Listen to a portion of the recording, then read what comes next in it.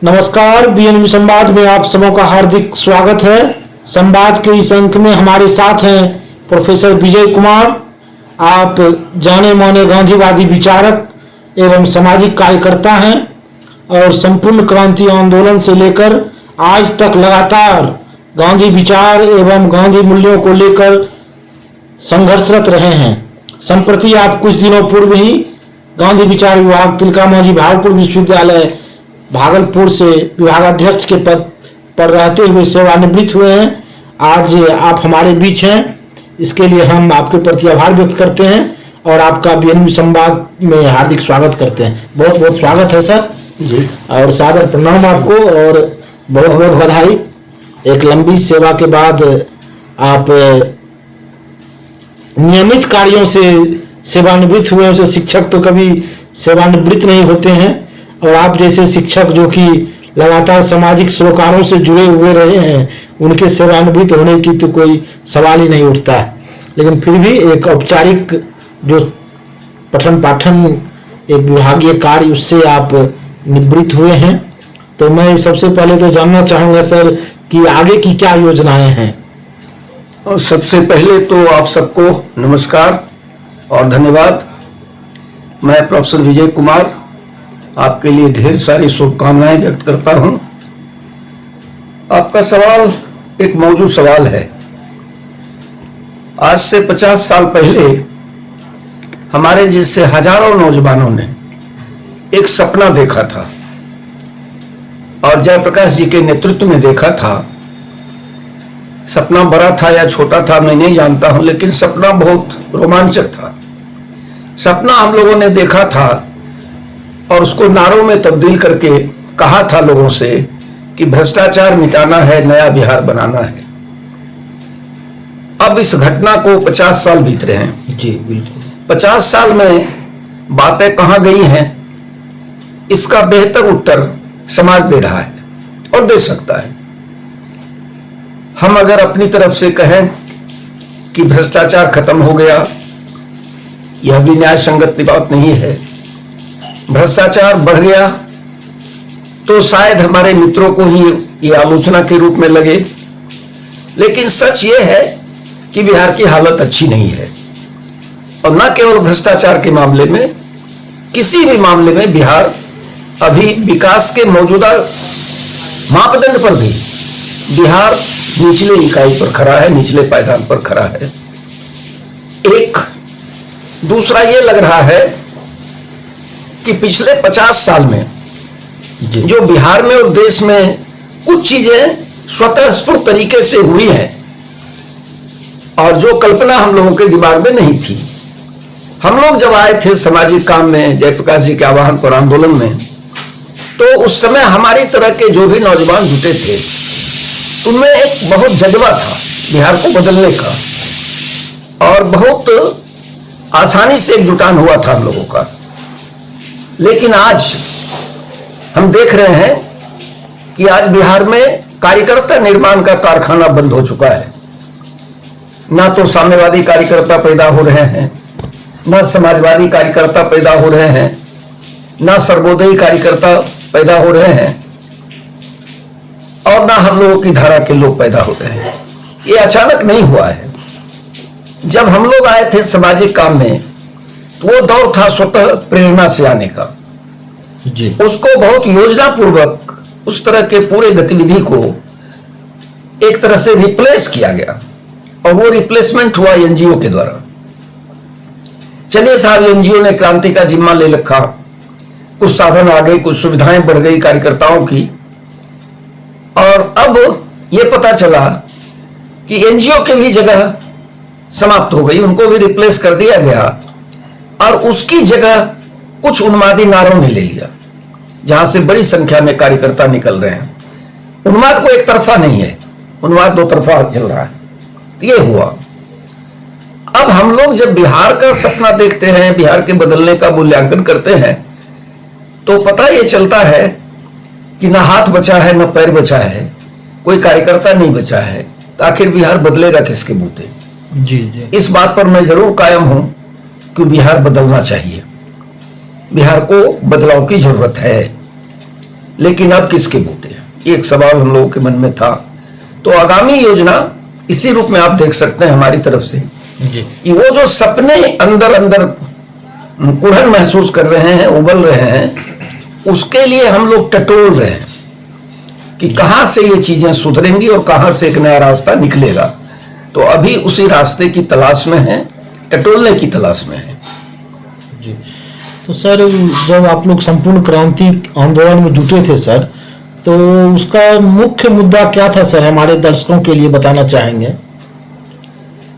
देखिए, जब आंदोलन शुरू हुआ था 74 में छात्रों की ओर से, जी जी, तो उनके 28 सूत्री मांग आए थे। जी। मांग बड़े अनगर थे, अटपटे थे। उसमें से टिकट उकट सब फ्री वाला समझने के लिए मैं केवल कहना चाहूंगा कि एक मांग यह भी था कि मोना सिनेमा में छात्रों जी, के जी। लिए कंसेशन में टिकट दिया जाए। जी जी। लेकिन घटना हो गई, छात्रों पर गोली चल गई, लोग मारे गए। तो छात्र नेता सम्मेलन हुआ और उस सम्मेलन ने फैसला लिया कि इस दुरूह परिस्थिति में जयप्रकाश जी से मिला जाए। जी। तो हम लोग जेपी के शिष्य थे, हम तो कोई राजनीतिक दल के कार्यकर्ता थे नहीं, हमारी तरह हजारों लोग थे जेपी के शिष्य। तो जेपी से छात्र संघर्ष समिति की मुलाकात हुई और जेपी ने बहुत साफ शब्दों में कहा कि मैं आप सबकी सुनूंगा, लेकिन फैसला मैं अपने मन से करूंगा। अगर शर्तें मंजूर हो तो हम नेतृत्व के लिए तैयार हैं। जी जी। छात्र संघर्ष समिति ने नेतृत्व स्वीकार किया तो बात वहां से बदलनी शुरू हो गई। जैसे ही जेपी जैसे लोग जुटे तो 28 सूत्री मांग कहीं अलग थलग पड़ गया। तब जो मांग आई वो 4 मांग आए मुख्य रूप से। जी जी जी। उस समय के हिसाब से महंगाई का मांग था कि महंगाई कम हो, जी। भ्रष्टाचार का सवाल था, जी शिक्षा में आमूलचूल परिवर्तन का सवाल जी। था। जी। तो इस तरह के, और बेरोजगारी एक मुख्य मुद्दा था।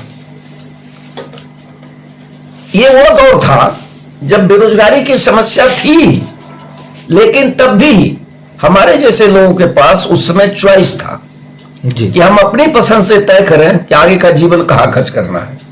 और वही वो चॉइस जो बचा हुआ था, शायद उसी का परिणाम हुआ। एक पूर्णकालिक कार्यकर्ता होने के बावजूद मैं विश्वविद्यालय की सेवा में गया जी जी। और ये महसूस हुआ कि वहां रहकर थोड़ा सा काम हम समाज का भी कर पाएंगे। और हमको खुशी है इस बात की कि हमने अपने तय भरसक ये प्रयास किया कि इन सालों में, जब मैं विश्वविद्यालय की सेवा में 28 साल रहा, जी।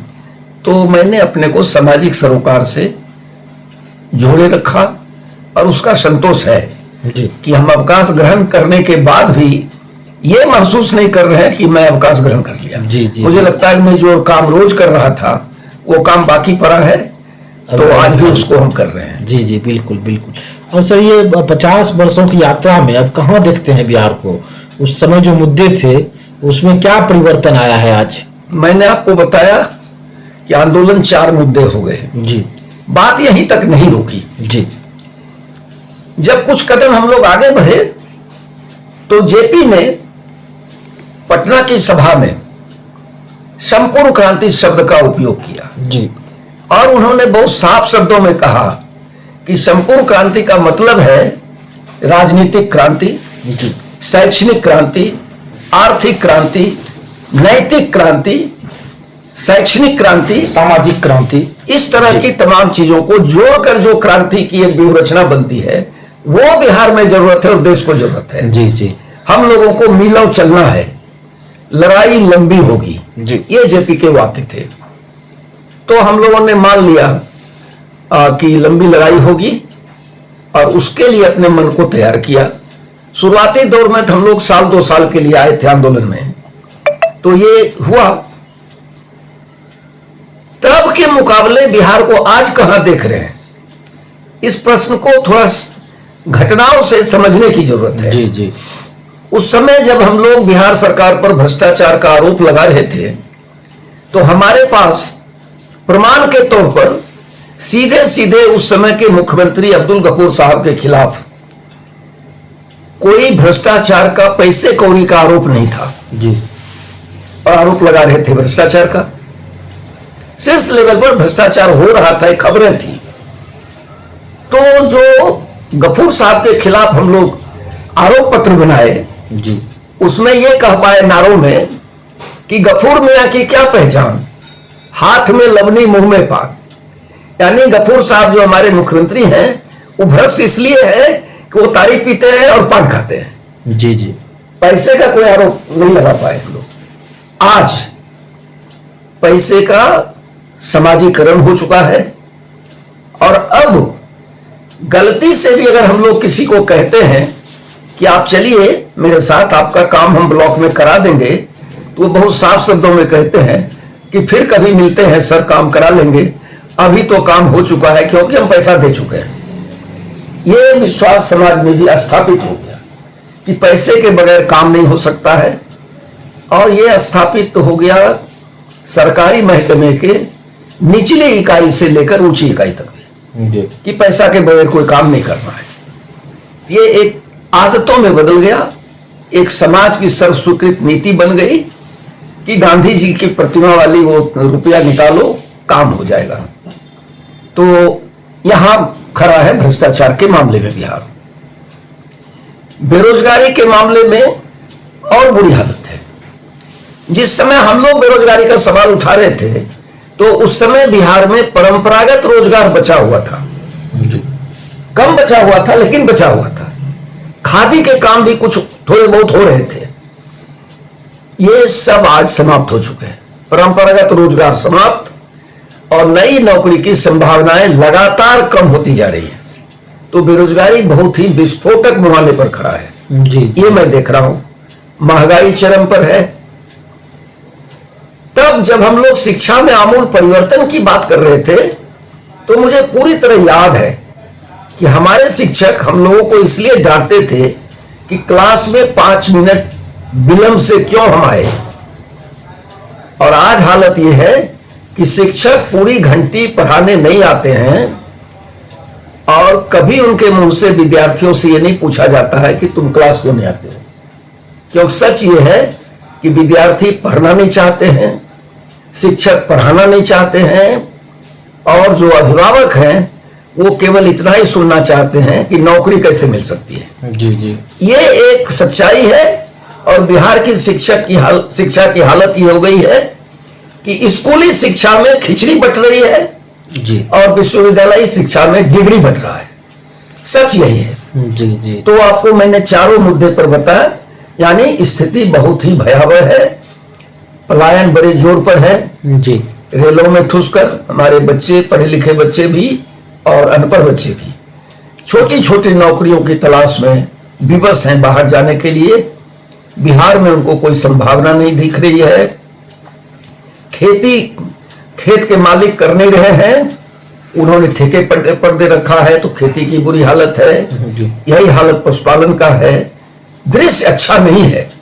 अब जब हम लोग बोलते हैं कि दृश्य अच्छा नहीं है तो दुर्भाग्य कहिए या सौभाग्य कहिए, जो भी हो, आज सियासत में संपूर्ण क्रांति आंदोलन के लोग हैं, पक्ष में भी और विपक्ष में भी। जी जी दोनों को हम लोगों का बोलना बुरा लगता है। ये उससे भी ज्यादा दुखद स्थिति है कि आखिर अब कहें तो किसको कहें, कहें तो कैसे कहें, एक सवाल है।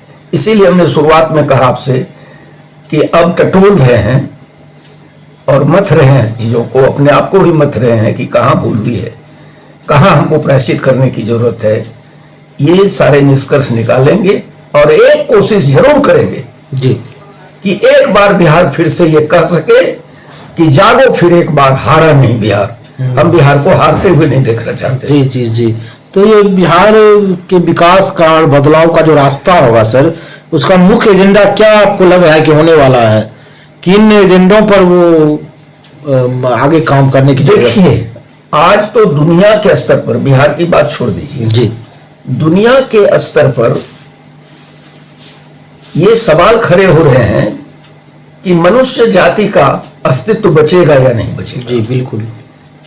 अप्रत्याशित गर्मी बढ़ रही है, अप्रत्याशित सर्दी बढ़ रही है, अप्रत्याशित बाढ़ बढ़ रहा है, बारिश बढ़ रही है और दूसरी तरफ सूखा भी पड़ रहा है।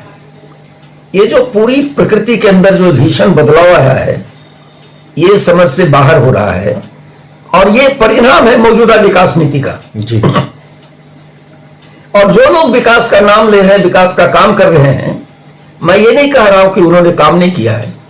बेशक काम बिहार में हुआ है। आज बिजली बहुत सहज उपलब्ध है हमको, सड़कें बन रही हैं, बड़ी मात्रा में बन रही हैं, ये सब काम हुए हैं।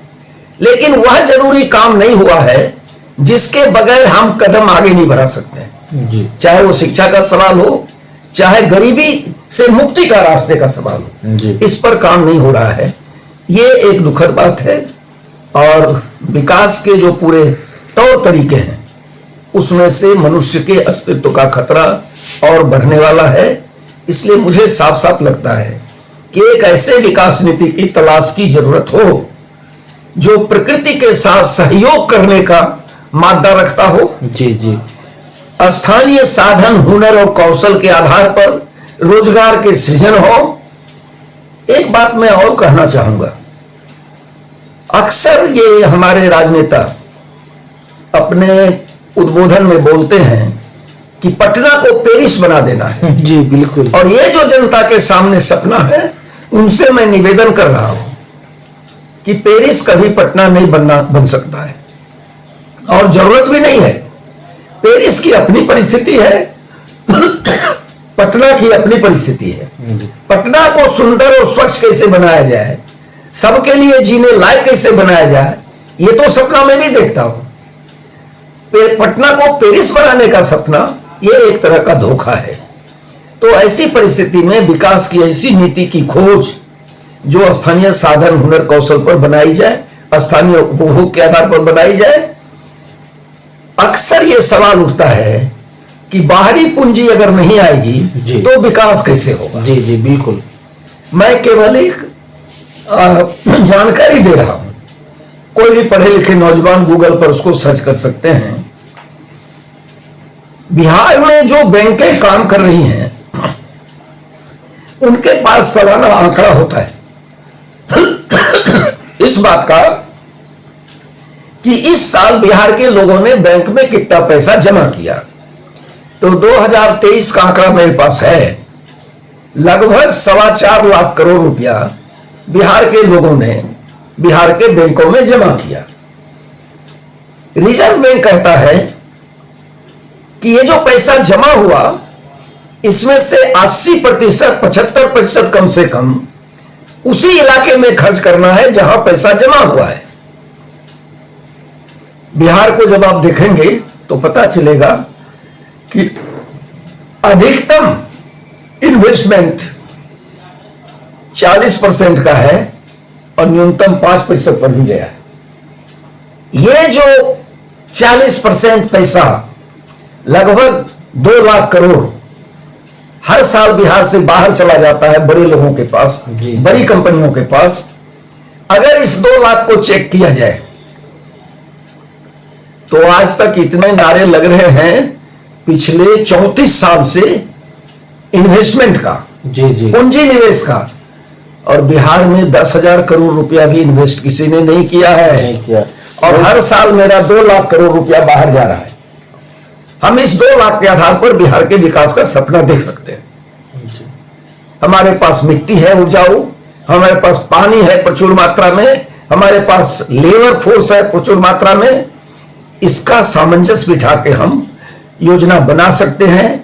कृषि को केंद्र में रखकर हम कल कारखाने की भी कल्पना कर सकते हैं, परंपरागत रोजगार को पुनर्जीवित कर सकते हैं, जिसको आज पर्यावरण की दृष्टि से उसका डिमांड है। जी। आपको जान के आश्चर्य होगा कि आज पूरी दुनिया में जिनको ज्ञात हो गया है वो मिलेट की तरफ बढ़ रहे हैं, मोटे अनाज की तरफ बढ़ रहे हैं। जी बिल्कुल। और बिहार के लिए सबसे अनुकूल मिट्टी है मोटे अनाज को पैदा करने का। तो हम व्यापार के क्षेत्र में भी उस अनाज को पैदा करके एक बड़ी आमदनी ले सकते हैं। पहले भी हमने आमदनी लिया है। हम केवल भारत के नौजवानों से कहना चाहते हैं कि आप नारे मत लगाइए कि भारत कभी सोने की चिड़िया थी। आपको पढ़ाया भी जाता है। एक बार केवल सवाल कीजिए कि भारत जब सोने की चिड़िया थी तो वो कौन सा इलाका था जो संपन्न था। आपको उस इलाके में गुजरात का नाम नहीं मिलेगा, महाराष्ट्र का नाम नहीं मिलेगा, पंजाब का नाम नहीं मिलेगा, हरियाणा का नाम नहीं मिलेगा, पश्चिमी उत्तर प्रदेश का नाम नहीं मिलेगा। वो नाम मिलेगा गोरखपुर से गुवाहाटी का इलाका, और यहीं से हम कपड़े और मसाले के व्यापार के सहारे भारत को सोने की चिड़िया बना सके थे। तो बिहार में संभावनाएं विकास की है, बशर्ते कि प्रकृति के साथ सहयोग का सिद्धांत स्वीकार करते हुए और अपने साधन का मूल्यांकन करके अगर हम विकास की योजना बनाते हैं और श्रम को सम्मान पूर्वक देखते हैं तो हम फिर विकसित श्रेणी में पहुंच सकते हैं। छोटे छोटे रोजगार से भी हम लोगों की आमदनी 12,000 15,000 प्रति माह सुनिश्चित कर सकते हैं। जी सर, बहुत ही अच्छा आपने कहा और बदलाव एवं विकास के नए एजेंडों पर भी बातचीत की। लेकिन मुख्य बात तो ये लग रहा है कि जब आप लोग संपूर्ण क्रांति आंदोलन में आए थे तो नेतृत्व भले ही आप लोगों ने जेपी को दिया था, जो कि वरिष्ठ थे, वृद्ध थे, लेकिन मुख्य ताकत तो युवाओं की ही थी। आप भी उस समय युवा थे और आपके पीछे हम देख रहे हैं स्वामी विवेकानंद जी को, ये चिल्लाते रह गए हमको 100 युवा चाहिए, पूरे भारत में मैं परिवर्तन ला दूंगा। तो आपको क्या उम्मीद है अभी वर्तमान युवा पीढ़ी से, और क्या देखते हैं युवा पीढ़ी से, क्या उम्मीदें हैं आपको और उसके लिए संदेश क्या है आपका? देखिए, बदलाव के वाहक युवा बनेंगे जी, ये सोच कोई बुर्बस की कल्पना नहीं है जी, यह एक यथार्थ है कि वो इसलिए बदलाव के वाहक बनेंगे कि उनको चुनौती स्वीकार करने का शारीरिक वक्त है। हम अगर आज चुनौती स्वीकार भी कर लें तो हम वो काम नहीं कर पाएंगे जो काम युवा कर सकते हैं। इसलिए युवकों के प्रति एक आशा भरी नजर से इसलिए देखते हैं कि आप मेरे लिए कुछ मत कीजिए, हमें तो जो मिलना था वो मिल चुका, अब आप अपने लिए भी बहुत कुछ नहीं कर सकते हैं, लेकिन भविष्य की जो पीढ़ी आने वाली है आपके बाद, उसके लिए बिहार को कितना सुंदर बना सकते हैं, इसको लेकर अगर एक बार भी आपने राजनीतिक फैसला लिया और ऐसे लोगों को चुनकर आपने भेजा जो आपके बच्चों के भविष्य के बारे में चिंता करे कि गुणवत्तापूर्ण शिक्षा कैसे मिलेगी, रोजगार के अवसर कैसे बढ़ेंगे, सामाजिक स्तर पर बुजुर्गों और महिलाओं को सम्मानजनक जीवन यापन कैसे मिलेगा, इस तरह के छोटे छोटे सवाल, प्रकृति और पर्यावरण के साथ तालमेल कैसे बिठा पाएंगे, अगर इन सब चीजों को लेकर कोई बिहार में बदलाव होता है तो उससे आशा करनी चाहिए कि हम उसको आगे बढ़ा सकेंगे। और बिहार में दूसरी बात जो इससे जुड़ी हुई है कि हम वोट देते हैं अपने नेताओं को सियासत के लिए जी, लेकिन हमारे पास चुनाव जीतने के बाद उनको रोकने का कोई औजार नहीं है। जी, जी, जी। तो ये टेक्नोलॉजी का जमाना है। अगर हम सब लोग एक विधानसभा में कल्पना कीजिए कि 50,000 लोग मिलकर कैंडिडेट तय कर सकते हैं और कोई ऐसी पार्टी हो जो उस कैंडिडेट को कैंडिडेट मान ले जी, तो उसी 50,000 मोबाइल के सहारे एमएलए बनने के बाद अगर वो गड़बड़ करेगा तो उसकी फजीहत भी कर सकते हैं। प्रतिनिधि वापसी की बात जी, मैं उस शब्द का प्रयोग इसलिए नहीं कर रहा हूं कि कई लोग नाक भाव सिकोड़ते हैं कि कैसे संभव है।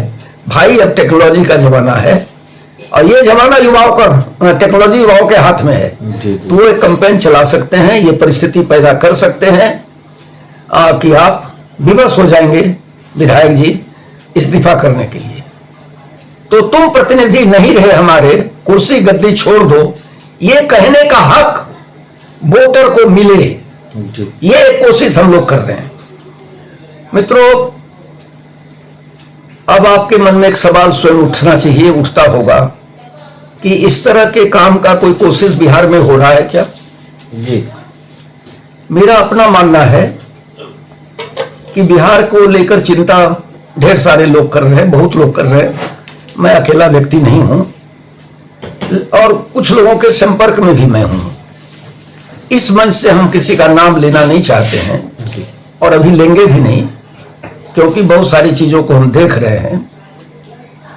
अगर कोई व्यक्ति या कोई समूह जनता के बीच जा रहा है बिहार के सवाल को लेकर, चाहे वो कोई हो, किसी दल का व्यक्ति हो, तो हमारे जैसे लोग उसके स्वागत में आतुर रहते हैं क्योंकि मुद्दों को जनता के बीच ले जाना जरूरी है।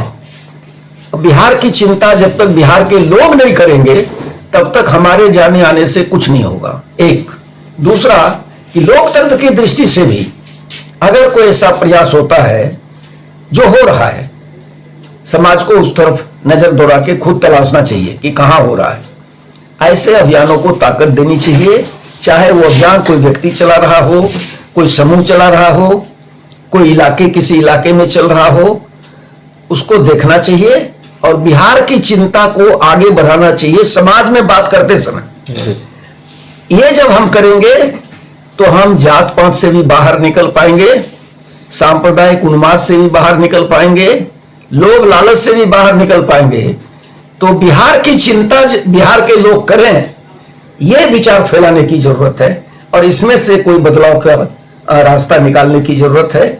और मुझे विश्वास है कि नौजवान जिनके सामने अब चॉइस नहीं है, कोई ऑप्शन नहीं है सिवाय इसके कि वो जाएं पंजाब हरियाणा कमाने 10-12 हजार 15 हजार रुपया, लेकिन उनके पास एक चॉइस है कि इस बार 2025 के चुनाव में किसी लोभ लालच में फंसे बगैर एक बार अपने बच्चे का मुंह देखते हुए अगर वोट करने की आदत वो शुरू करेंगे तो हो सकता है कि बिहार में एक ऐसी ताकत खड़ी हो जाए जो जाति के आधार पर किसी को ऊंचा या नीचा नहीं मानेगा, जो संप्रदाय के आधार पर किसी को छोटा या बड़ा नहीं कहेगा, अपमानित नहीं करेगा। तो शायद ऐसा निकल सकता है, ऐसा मुझे भरोसा है। और अब अवकाश के बाद मैं बची हुई जिंदगी को ऐसे ही कामों में खपाना चाहता हूं, लगाना चाहता हूं। जब तक सांस है तब तक हमको आशा भी है और विश्वास भी है। बहुत बहुत धन्यवाद। बहुत बहुत धन्यवाद सर। अभी आप प्रोफेसर विजय कुमार सर को सुन रहे थे और खास करके इनकी चिंता बिहार के में बदलाव, बिहार के वैकल्पिक विकास की है। और निश्चित रूप से आप सभी जानते हैं हमारा बिहार गौरवशाली प्रदेश रहा है और एक समय में बिहार का इतिहास पूरे देश का इतिहास होता था और यहाँ तक कि पूरे विश्व का इतिहास भी उसे कहा जा सकता है। तो ऐसे गौरवशाली प्रदेश में जहाँ की एक से एक महापुरुषों का जन्म हुआ, कई लोगों ने यहाँ से प्रेरणा ग्रहण की। उनमें आप अगर गौतम बुद्ध से लेकर के महावीर स्वामी, महात्मा गांधी, जयप्रकाश नारायण, चाणक्य, चंद्रगुप्त, लंबी फेहरिस्त है। गुरु गोविंद सिंह से लेकर के सभी लोग इस बिहार की धरती पर हुए और यहीं से परिवर्तन की मसाल, भाई कर्पूरी ठाकुर यहीं पैदा हुए। कर्पूरी ठाकुर, बहुत सारे लोग हैं। तो उस कड़ी में तो उसी संपूर्ण क्रांति से आप विजय सर भी उसी क्रांति से निकले हैं। तो इस मिट्टी के प्रति इनका लगाव है और कहीं ना कहीं इस परिवर्तन की एक चाहत है, परिवर्तन के सपने हैं। इस सपने को आगे बढ़ाने की जरूरत है। इन्होंने कहा भी कि जब तक सांस तब तक आस है, युवाओं से उम्मीदें हैं। तो मैं चाहूंगा कि युवा इस वीडियो को सुने और इससे प्रेरणा ग्रहण करें। और आपको कैसी लगी ये बातचीत हमें जरूर बताइएगा। वैसे ये बातचीत बिल्कुल अनौपचारिक थी, हम लोगों ने पहले से सोचा नहीं था। आज संयोग से सर का आशीर्वाद मिला, दर्शन हुआ, तो हमने सोचा कि सिर्फ मैं क्यों लाभ लूं इनके ज्ञान का, मैं अपने साथ साथ आप सबों को भी लाभान्वित करूं। इसलिए मैंने सर से रिक्वेस्ट किया और इन्होंने हमारे अनुरोध को स्वीकार किया। इसके लिए हम इनके प्रति आभार व्यक्त करते हैं और ईश्वर से प्रार्थना करते हैं कि आप इन्हें लंबी सक्रिय जीवन प्रदान करें। इन्हीं शब्दों के साथ आप सबों का बहुत बहुत धन्यवाद। हमारे इस वीडियो को लाइक एवं शेयर करना नहीं भूलेंगे और अगर आपने हमारे चैनल को सब्सक्राइब नहीं किया होगा तो कृपया सब्सक्राइब करेंगे। आगे हम और भी ऐसे लोगों से आप सबों को मिलवाएंगे। बहुत बहुत धन्यवाद। सुधांशु शेखर, BN न्यूज संवाद के लिए बहुत बहुत धन्यवाद।